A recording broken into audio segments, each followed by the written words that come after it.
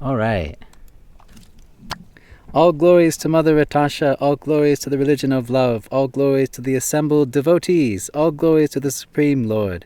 O Lord God, please help us live out these teachings and be an example of love in the world. Jai. Okay, we're continuing from the book Falling in Love, Rising in Love. Forgive me if there's more wind again today, and if you hear some buzzing of some wasps flying around, hope you don't mind. All right. And in travels I went with the Master to a far country, and in luxury did we sit ourselves down, that many might hear the message of God. And it would be here, in the richest country on earth, that I would see an even greater poverty, and this the poverty of the heart. For many women came to her that they might be healed by her, and these women were as a lovely garden laid waste by a terrible storm. And one said, When first I fell in love, the one I loved was as a door, open, and I was welcome in. Now the door is shut, the bolt thrown, and when I call, no one comes. Then another spoke, saying, When I first fell in love, his eyes were as a mirror in which I saw the beauty of myself. But the mirror is shattered, and I am cut with criticisms. And there was much weeping, for great was their despair. And the Master sat silent with sympathy, until another in desperation cried out aloud, How has it happened that love is lost to us? Then did the Master speak, asking gently, Why do you lament for that which is not worthy of grief? That of which you speak is not love. And this they could not bear to hear, and so set their minds against it. Yet the Master could not but speak the truth to them. Love cannot be lost, she said. If it were love, it would have lasted, and not only lasted, but increased. That of which you speak is of the world. Therefore its pleasure is limited and temporary, as are all things of this world. Love is not of the world, but of God. That which you seek, once found within, is never lost.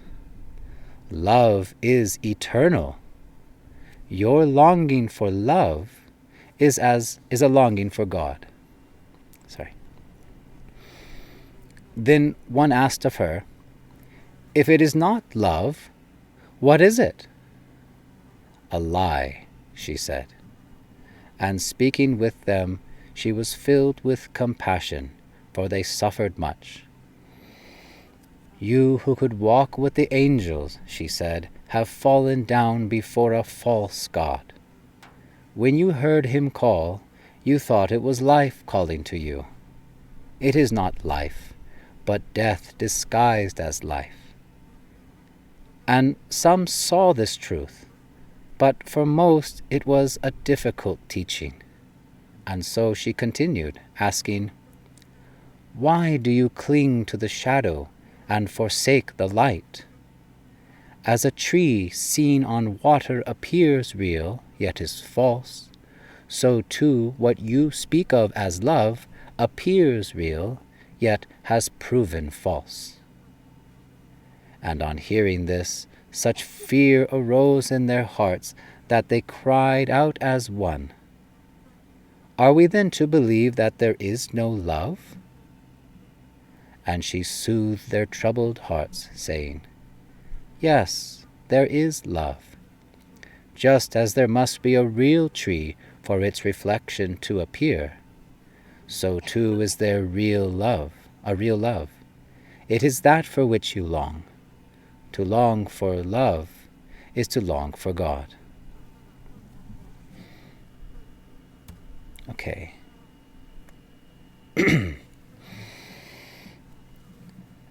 let's hear a little commentary. And in travels I went with the master to a far country, and in luxury did we sit ourselves down, that many might hear the message of God. And it would be here in the richest country on earth that I would see an even greater poverty, and this the poverty of the heart. So last week we discussed charity, and we talked about the great work that Mother Tasha and Rajak and the disciples were doing amongst the poorest of the poor, people who were suffering in want of the essential basic needs of life, clean water, food, medicine, things like that. And these people were in poverty. But here she says she's in the richest country on earth and she sees an even greater poverty. So that doesn't make sense, right? But she says this is the poverty of the heart.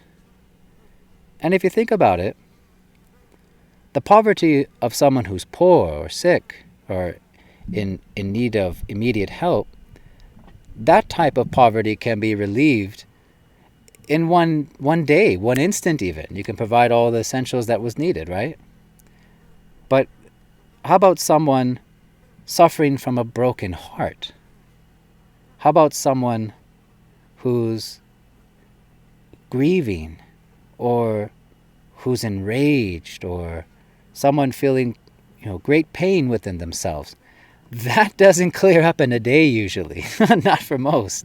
In fact, some of these wounds within the heart, they can hurt for years, if not our whole lifetime. And this pain of the heart doesn't discriminate rich or poor, man or woman, black or white, American, Indian. Doesn't. No, this internal strife that we feel is non-discriminating. In fact, in the richest countries, we see that this is actually worse, funny enough. And I mentioned this before in another class about a Gallup poll done long ago that measured the happiness of countries around the world, and it showed that actually the richest countries had the least amount of happiness. Isn't that funny? So, for many women came to her that they might be healed by her, and these women were as a lovely garden laid waste by a terrible storm. Right, so you see beautiful women, lovely adornments, nice background, nice situation, yet within themselves it's like a tornado has ripped through the garden and just destroyed all the beauty. And we're talking a little bit about, in this class, about relationships, about these women who are brokenhearted. But even though it's these women who are lamenting, this broken hearts over relationships affects men too, of course. It affects all. But for the most part, women do suffer more in this world in this regard. And one said, when first I fell in love, the one I loved was as a door open and I was welcome in. Okay, so what do we often seek in a relationship? We seek intimacy, right? Someone that we can be close to, we can open up to like we can't open up to anybody else. Someone that can really see the real us. That's what intimacy is. Into me see. So this woman was lamenting how she had that connection, as she said. The door was open, I was welcome in, into each other's hearts, so to speak, right? But now the door is shut, the bolt thrown, and when I call, no one comes. Right? So you can imagine something happened in their relationship and it's gone pretty cold. And that connection isn't like it used to be, and she's lamenting. Then another spoke, saying, when I first fell in love, his eyes were as a mirror in which I saw the beauty of myself. Oh, hey. Have some ATVs coming behind me. Sorry. Oh, hope they don't kick up some dust. When I first fell in love, His eyes were as a mirror in which I saw the beauty of myself. So that's another thing. When we're in a relationship, especially in the beginning, don't we all compliment one another? Or we can imagine, oh, you're so beautiful, oh, you're so handsome, oh, so lovely, my lovely, and you feel, oh, me, and you feel very very appreciated, you feel beautiful, you feel very confident and happy about yourself, right? This kind of feelings we get in a relationship, right? Oh, I forgot to plug in the laptop. Oops.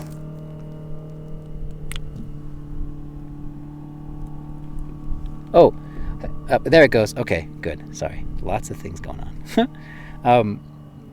So this woman, she says, unfortunately, but now that mirror is shattered, which we saw her own beauty, and I am cut with criticisms. Another part in the book, it says, 2 years on fire, 30 years in ashes. Oof. So this happens too. Things are very warm and fiery and passionate in the beginning, and then it's like ashes. It's like it becomes bitter, the relationship, and instead of those nice compliments, we get criticism. So this happens.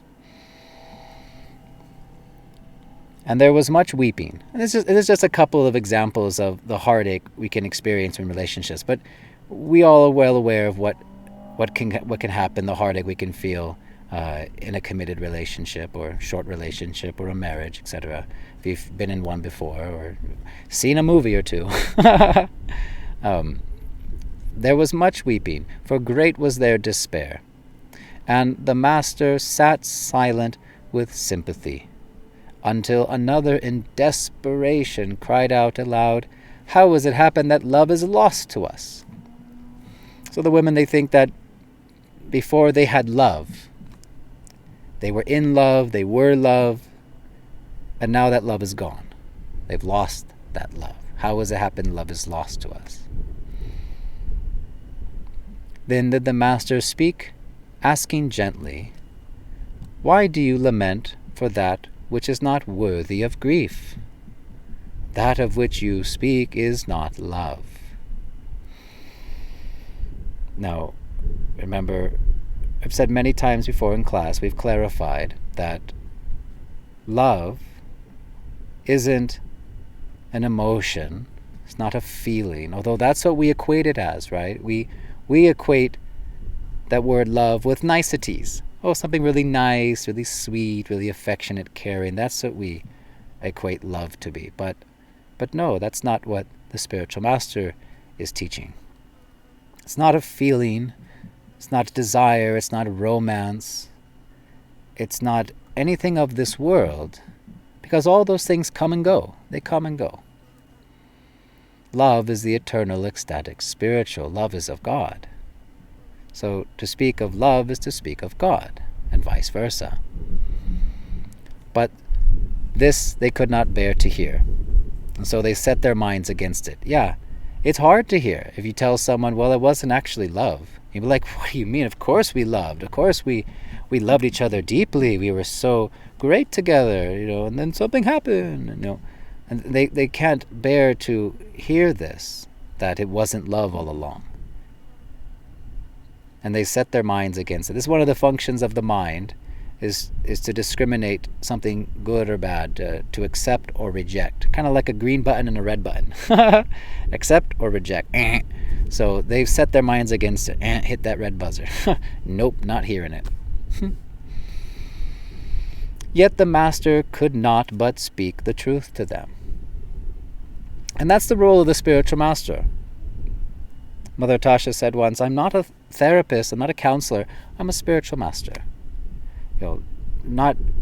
She's not there, the master's not coming to just make you feel good temporarily, or just put a band-aid over it, but not cure the disease, or be the well-wishing friend who just goes, there. The spiritual master comes to liberate us from the real disease of life, from all of our suffering, to help us get home to God.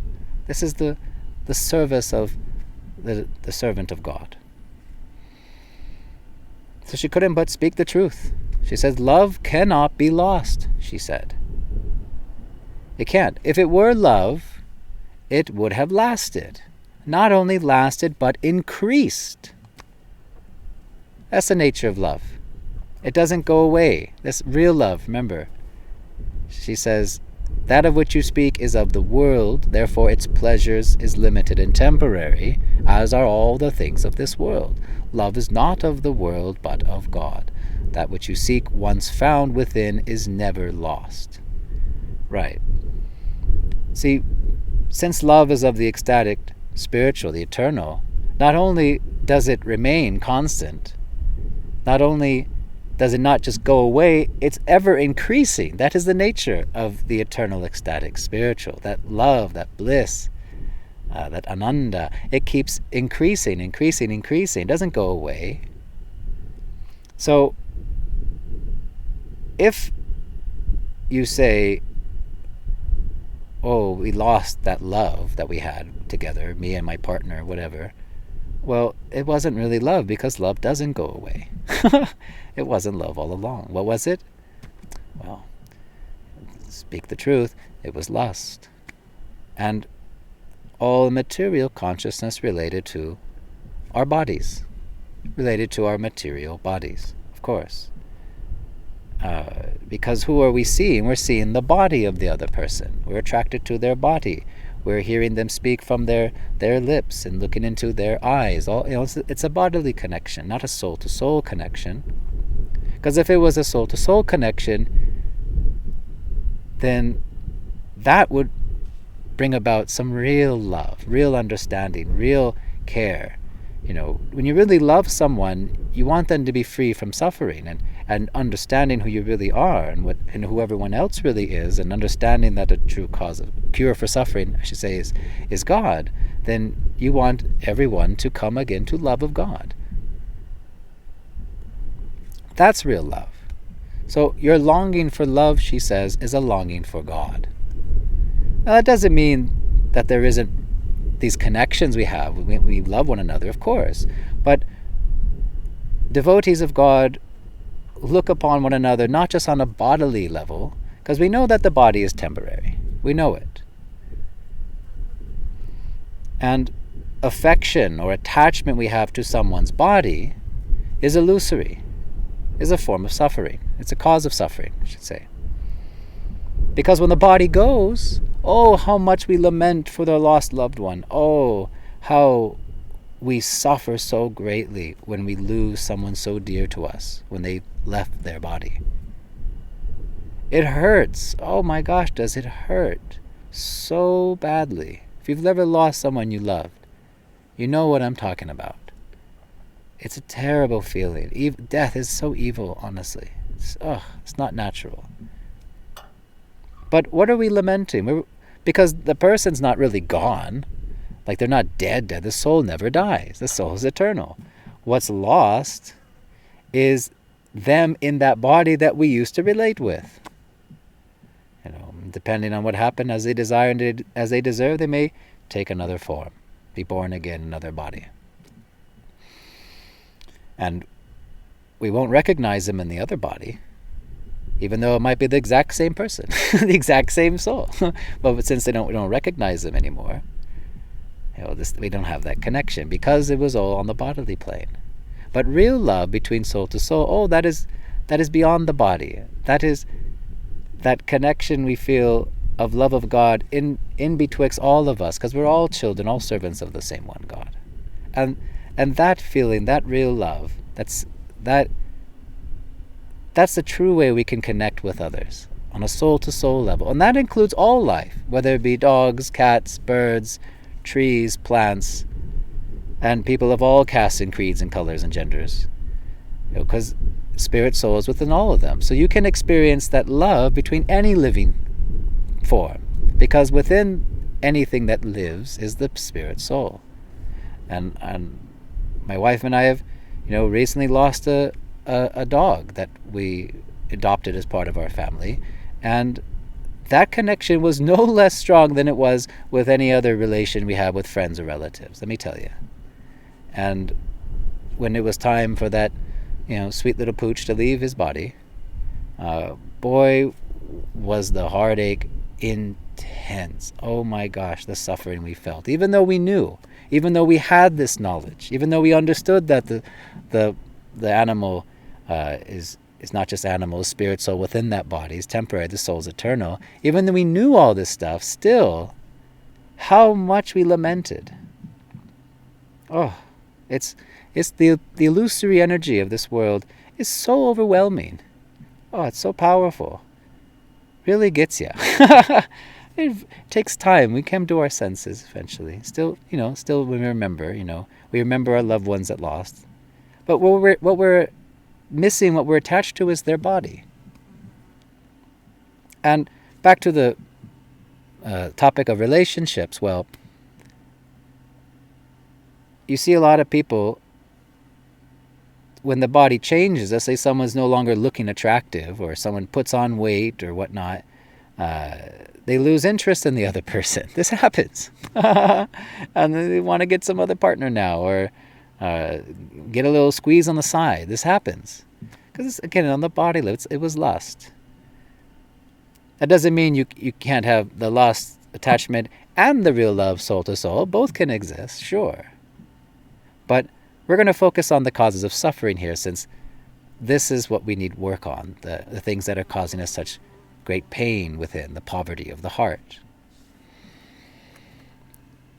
So continuing on, she says, one asked of her, if it is not love, what is it? A lie, she said. Oof. Sounds harsh, a lie. Well, it is. That's the illusion.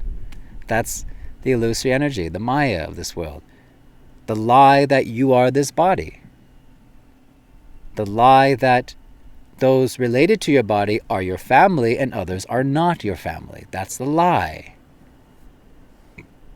And the lie that if I have the nice partner, if I have the house and the picket fence and everything, and family and wealth and name and fame, if I have these things, I will be happy. That's the lie.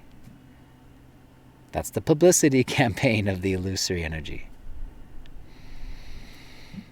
And as she mentioned before, that all things of this world are limited and temporary. So there is of course happiness, but it's limited and temporary.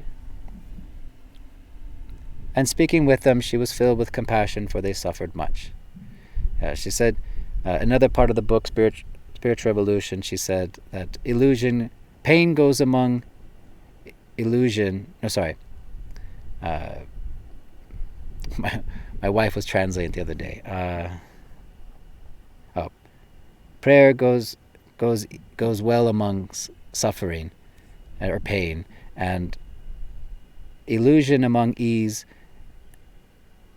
and happiness is like a drop of water in the desert. I'm misquoting, but so like we're just getting little drops of water in the desert. That's what all this happiness is in the world. Little drops. We're dying of thirst. We're so dehydrated. We want to gulp on a big ocean of sweet water. We're so thirsty, wandering in this desert, this desolate place, and the happiness we get is like little drops. That's it. Just little tiny little nothing, and we feel like we're satisfied. Okay, I got that. But it's just never enough. We're always parched. We're always wanting more. That's material happiness. She says, that's why she says that's why we suffer much. So you who could walk with the angels, you could. She said, have you fallen down before a false god? When you heard him call, you thought it was life calling to you. It is not life, but death disguised as life. Right? All the things death made. We get swept in this illusion, and we go through the motions, sinking at one little drop after the other, until death finally comes a knocking and everything's lost. And we've lost the opportunity of this life. And some saw this truth, but for most it was a difficult teaching. And so she continued asking, why do you cling to the shadow and forsake the light? As a tree seen on water appears real, yet is false, so too what you speak of as love appears real, yet has proven false. Why do you cling to the shadow and forsake the light? There's literally an ocean of bliss awaiting us. Every single one of us just needs to get tapped into. We just need to find it in the right place, which is not outside of us, not in another person. It's right here within us. And it's been here within us all along. Every lifetime we've ever had, it's always been there, just right under our nose. But we just couldn't see it. We're just like, with a veil covered our eyes. The illusory energy, we cannot see it. As a tree seen on water appears real, yet is false, so too what you speak of love appears real, yet has proven false. So it's the reflection, is what we're getting. This world is considered the perverted reflection of the spiritual world. So there are actually relationships, there are husbands and wives in the spiritual world, actually. There's descriptions of it in some of the ancient scriptures. There are the variegatedness of life. There are birds and bees humming by. There are beautiful clouds in the sky and beautiful trees and mountains. And there's wonderful activities of glorifying God left and right everywhere you turn. Everyone blissed out in loving service. So all this variety of life exists in the spiritual world as it does here, but in its perverted reflection. It's just a reflection of it. And I say perverted because it is perverse. Because it isn't real. It's not lasting. I mean, it's real in the sense that, I can touch things, that things are real, but they're temporary. Just like I use the example of a puff of smoke. It's there for a second and vanishes. Limited and temporary. Not unlimited and eternal. In the spiritual world, there's no birth, no death, no old age, nor is there any disease. There is no suffering. And the scriptures, the Vedic scriptures, they call the spiritual world Vaikuntha, which actually means without anxieties. That's what Vaikuntha means, without anxiety. There's nothing to worry about in the spiritual world. It's all bliss, love, eternal knowledge. And you can't tell who's older than the other because everyone is of the same age. I mean, well, it looks the same because everyone's eternally youthful. And that's the reality. That's the true reality of our existence, of the spiritual world, of God's creation. This world is just the perverted reflection. It's the tree we see reflected upon the bank of the water. In fact, there's a description of this same analogy, this metaphor in the Bhagavad Gita. About the tree of this material world has its roots upside down, its roots upward and its branches downward, as is described in the tree of this world, because it's the reflection of the real tree of the spiritual. And on hearing this, such fear arose in their hearts that they cried out as one, "Are we then to believe that there is no love?" And so she soothed their troubled hearts, saying, "Yes, there is love. Just as there must be a real tree for its reflection to appear, so too is there a real love.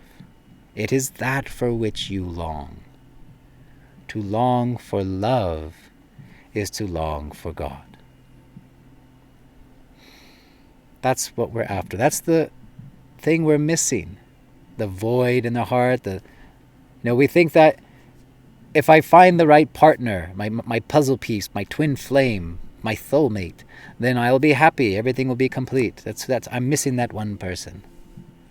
But it's not another person. It's not another place. It's not a people. It's not a group. It's nothing outside of you. The thing that's really going to satisfy us, the thing we're really longing for.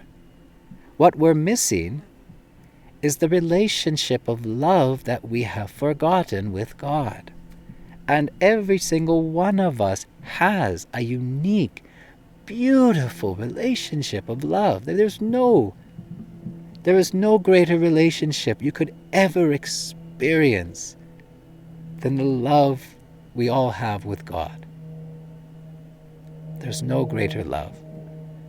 Oh, nothing compares. No one loves you greater than God does. And never will you experience greater love than you would with God. Anywho, let me stop there.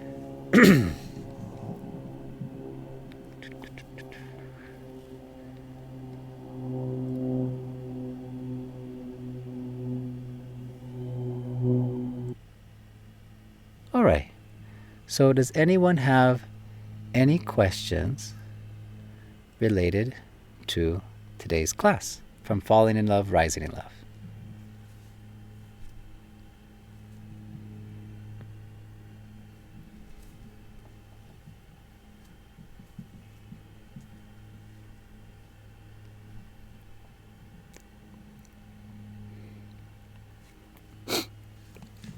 Excuse me.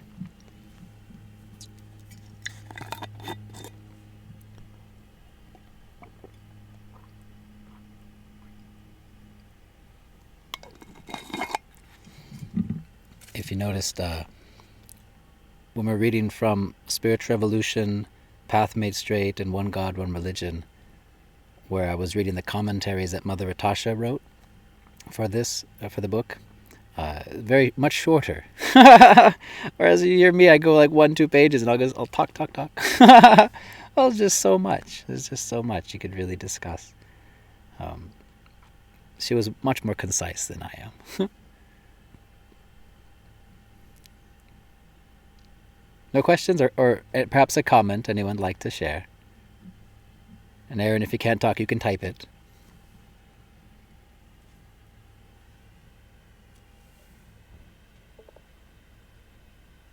A bit of a semi-unrelated question. Sure. So, the relationship, it's a blissful union, but it's not like the end-all be-all when it comes to love, right? Like with a specific partner, people are looking for their soulmate. You mentioned that. In a lot of scriptures, it's considered really holy or like blessed to be in a union with another person and to have kids with them. Mm-hmm. How much should that be prioritized in one's lifestyle to try and have spiritual union? How much is it prioritized to have a marriage and family, or to make a marriage and family a spiritual type of relationship? Well, to pursue having a marriage and family, because I mean it's already given that you'd want to be with someone with a similar mindset and goal to you, and if your goal is spiritual life, you'd probably make that the end goal. Right. Okay. Well, it depends on your desires. For most people, we are very much in the bodily concept of life, and the body has urges, and we seek connection, we seek intimacy, we seek sex, partner, for example, and that's where marriage has its place. Now, it's not just all about sex, no, but that is where, of course, it is sanctioned within the scriptures, and it is a holy union, and it's meant to be for life, because marriage, and we're actually going to get into this a little more in the Falling in Love, Rising in Love book, marriage is meant to be a holy path. It's meant to be. That's why we have them in the churches, have them in the mosque, That's why we say the vows in front of the holy person. That's why we make a big deal, a big production, huge wedding, all the guests, big thing going on. Because it is a momentous occasion, one of the biggest steps in life, because it's now two souls come together to help one another on the path back home to God. That is the intention behind marriage. Now, it's not often how it actually goes, but for one, as you said, someone who is a devotee of God, who is seeking God in their life and understands the purpose of life, that is spiritual realization, coming again to love of God, returning home to God, has made that their goal in life very wisely, then, yeah, you're right. If you were to be in a marriage ideally you'd want someone with the same goal, or as Mother Tasha said, someone with the same dream. Because if you don't have the same dream in a relationship, one is going to pull the other down. And this happens. I've seen it happen many times before. And that's not just in spiritual life too. Even in worldly desires people have. People not on the same page. You have different goals in life. They kind of go in different direction.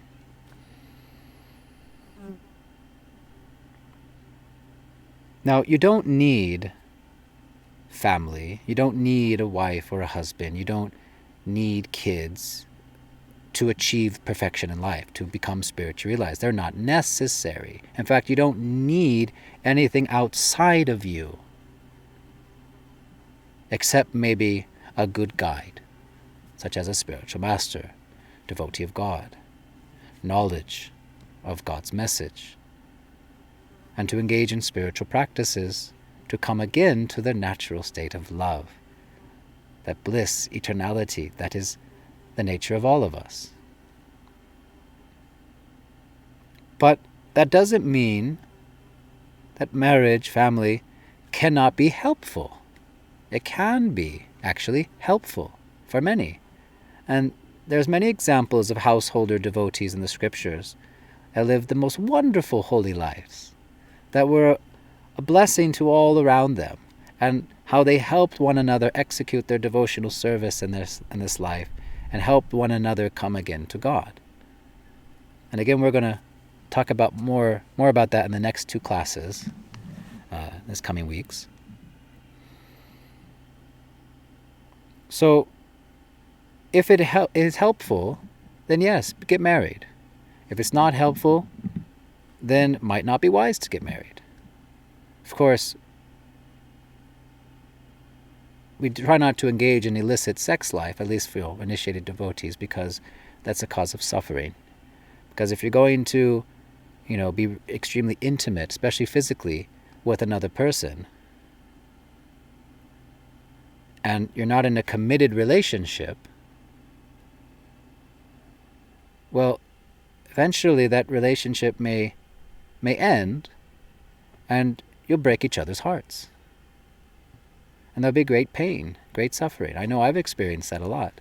Before coming to spiritual life, I had relationships, and they were a cause of great suffering. Oh my gosh, let me tell you. There's nothing like the whole of despair from a broken heart. Ugh. You're in such low, my gosh, and you don't hear reason. Even a friend of mine, a gamer, it wasn't a relationship that ended. He was, Yeti knows, we had a friend who was fired from a job he was very much attached to. And he was wrongfully terminated because he didn't fit in with the little clique group of that company. And he was so downcast, so brokenhearted. He even shut out everybody around him. Didn't want to talk to any of his loved ones or friends who cared about him. Everyone's worried about him. And that was just a job. Can you imagine someone like, a close girlfriend or boyfriend or whatnot, partner that you were so close with, that you opened up to, so intimate with? Oh. So we try not to do that. As Mother Tasha said, be a gentleman, be a lady, put a ring on it. Make it official if you're going to go down this path. And I've said this before. My godbrother Rajak, he said to me once, I was a celibate student and preacher, and he said, Hassan, if you need sex, you get married. If you don't need the sex, don't get married. Something like that. It was very rudimentary. I was like, okay. I thought that was a little silly the way he put it so black and white. But when I thought about it, about spiritual life, he's actually not wrong. Actually, if you need that connection, if that desire is very strong in you, if you are so much longing for another person to be in your life, to have that family, then better you do get married. Find a suitable partner on the same path, with the same dream, with the same goal, and then you can help one another, and then be a powerhouse, be a dynamic duo. Two heads are better than one, or in this case, two hearts are better than one. Of course, that's very rare. These types of spiritual marriages, very, very rare, and we'll talk more about that soon in the coming classes. But that's also because just devotees of God are so rare. It's very, very rare. And when I've seen people, especially devotees who got married and they were ruined, they did fall down in their spiritual life and they were miserable. Well, that's because they married someone who wasn't on a devotional path, someone who was just very much worldly minded, and that's what happened. Mother Tasha was right. So if you don't have that strong desire, if you're not really like feeling that pull that I really need another person in my life, or I need to satisfy these incessant urges of the body, for example, and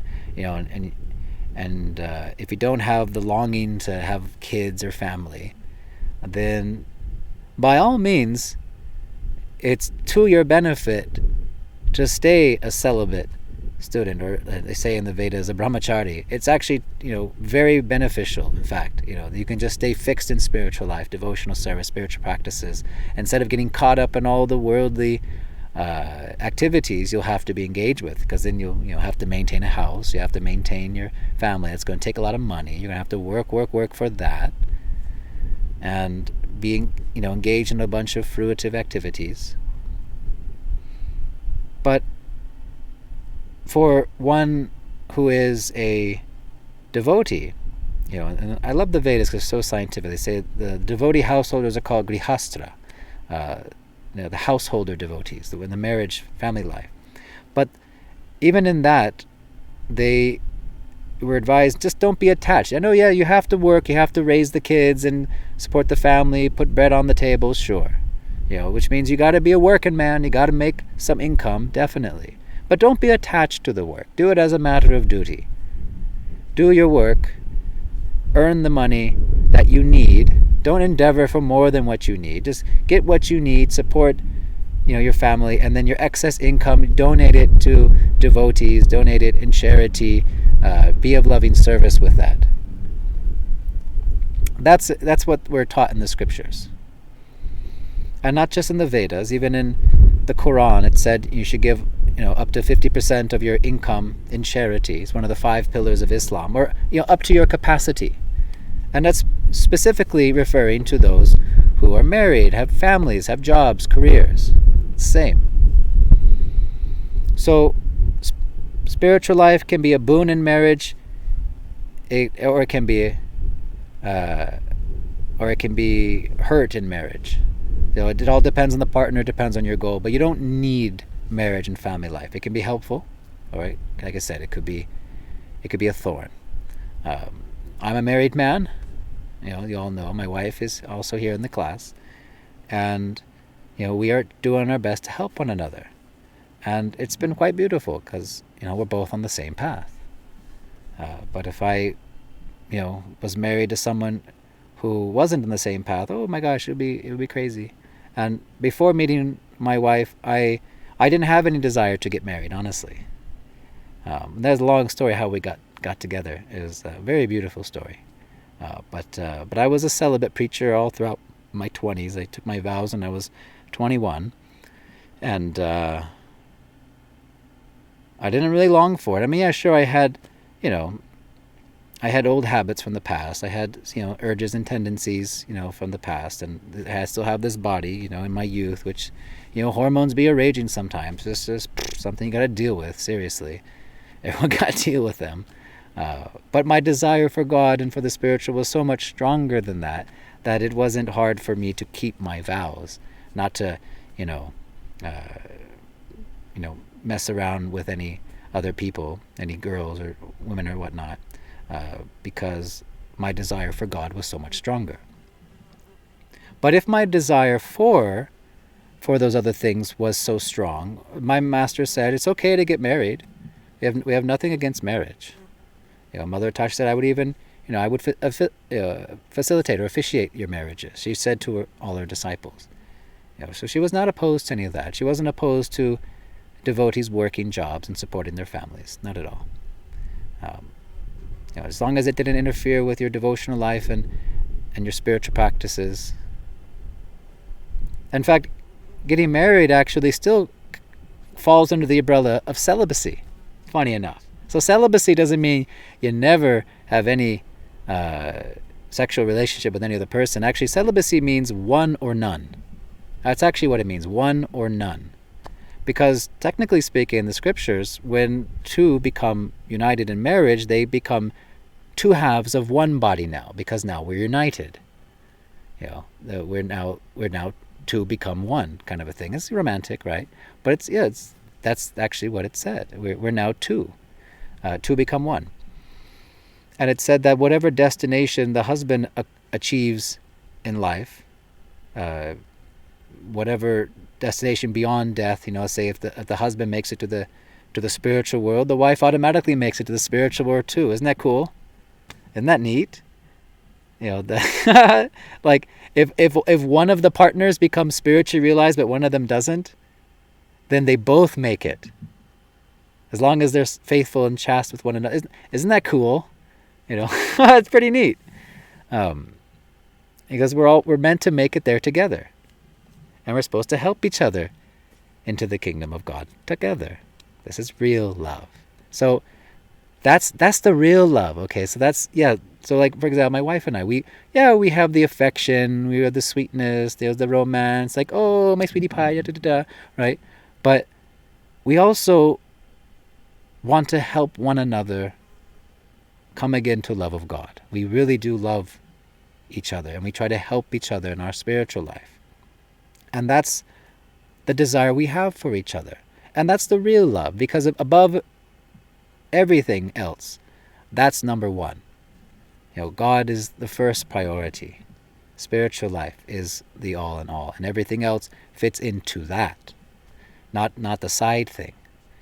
And for many years, we just did, our minimum. We chanted our 2 hours a day. We read a little bit together, not too much, but at least we did as we were instructed. And that's been helpful. Very helpful. In fact, it's been a wonderful blessing. So it all depends on your goal. The goal is love of God, honestly. That is the purpose of life, spiritual realization. And whatever helps you in that, take up. Whatever is an obstacle to that, give up. It's very simple. And to each person is individual. You can't say that it's the same playbook applies to everybody in life. The same commandments of God, of course, apply to everybody in life. But as far as what are the individual, actions or, scenarios of life, desires you put yourself into or experience, they're unique to everybody. Everyone's different. So what's beneficial for one person may not be beneficial for another. So you got to know yourself very well.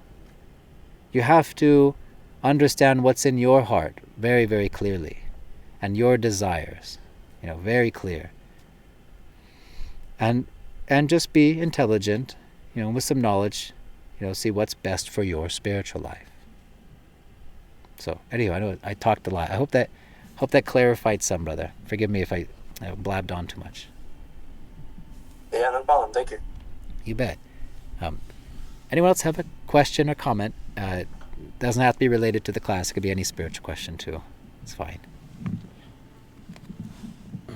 I saw Amita left a question in the prayer room chat. Oh, did he? Oh, thanks. Thank you so much. I have a question. Would being a lifelong brahmachari be a better path? Okay. And to clarify, everyone on who's listening is not familiar with the terms, brahmachari means you're a celibate student, and we're talking about in the Vedic teachings, Varnashram Dharma, there are 4 divisions of life and 4 divisions of spiritual life too. So, in spiritual life, they have brahmachari, grihastha, vaishya, and sannyas. So the Vedic scriptures teach that it's ideal that from the age 5 to 25, you be a celibate student and learn all that you need in life education, including spiritual life, specifically under the guidance of a spiritual master. And then when you're 25, you can either stay a brahmachari, stay a celibate student and, live a holy life, or you can get married and become a householder. And then then by the age of 50, you're meant to take vanaprastha or retire. By that time, your kids should be grown up by now. So you're meant to retire from family life, and husband and wife together now for the latter half of their life are meant to focus on their spiritual advancement. They're meant to study the scriptures, engage in spiritual practices, travel to holy places of pilgrimage together. That's the intention of vasiya ashram. And then at the end of life, for one who's ready for that, sannyas, the renounced order of life, very few take that path, completely detached from all things. So is being a lifelong brahmachari a better path? It's called naishtika brahmachari. Someone who's a brahmachari their entire life. And it's not that it's a better path than versus someone being a householder, because all that really matters is how much we love and purifying our heart, coming again to love of God, selfless service. There's many examples of pure devotees of God who were householders. And I'm sure you can find many examples of lifelong brahmacharis who weren't such great devotees. So again, it depends on the individual. It's not that it's a better path to never get married. For some, it may be actually. For some, that is the better path for them. And for someone who's better suited to stay a lifelong celibate brahmachari and to always engage in spiritual practices and not get encumbered with family life, get entangled with all that, if that's good for them, I'd say, yes, stay on that path. But for someone who's still, burning with desires, they're not ready for that. And instead of, focused on their spiritual life, they're just thinking about all these other things. False renunciation. That's not good. That's not good. Likewise, you can, on the flip side, someone getting married and, having kids, but they're not really into it. Like they really would rather desire to just be, living that holy life, and focus 100% in spiritual practice and not get involved with all this stuff, So they would kind of more or less trapped, especially if they're married to a partner. Well, that gets us, of course, this is after the fact, but married to a partner who wasn't really good and helpful for their spiritual life. Wait till you retire, then you can take off. It's many examples of saints like that too. So it depends on the individual, like I said. Whatever's beneficial for you, that's what's most important. So if it's better for you to just, as we say, keep it in the pants, just stay celibate, stay on the straight and narrow, and live a holy life, which many have. There's many great monks and swamis and whatnot. That if you're ready for that, that's your desire, and you're not burning with lust for other things or desire for family life, then take that path. That'd be great. Oh, that'd be glorious. In fact, it could be a lot easier, especially if you live in the company of devotees. It could be very much easier to give that life to God. And I remember, maybe I've shared this before in class. I'll say it again. We're sitting with Mother Atasha having class along the Ganga in Benares, and she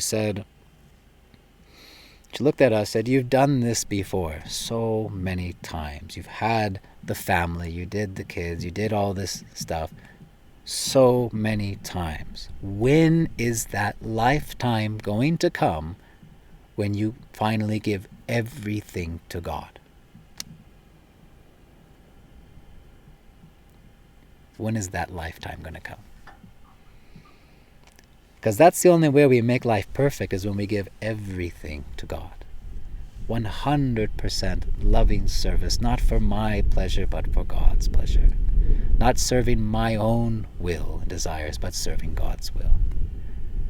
Living in pure love, pure, ceaseless devotional service. That is the criteria to go home to God, to the spiritual world, because that is how everybody in the spiritual world, in the kingdom of God, is. Everything revolves around God and love. Everything. And when we give everything, that's when we get to go home to God. And that can happen even with a married life. That can happen without a marriage. It depends on the individual. It depends on you. You got to know yourself. So I hope that helps. Got a few more minutes. Any last question or comment from anybody?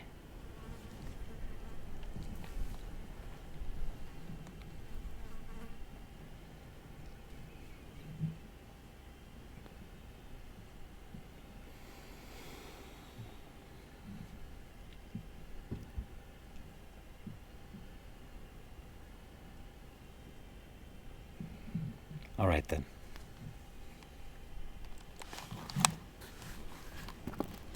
All glories to Mother Ratasha, all glories to Religion of Love, all glories to the assembled devotees. Jai.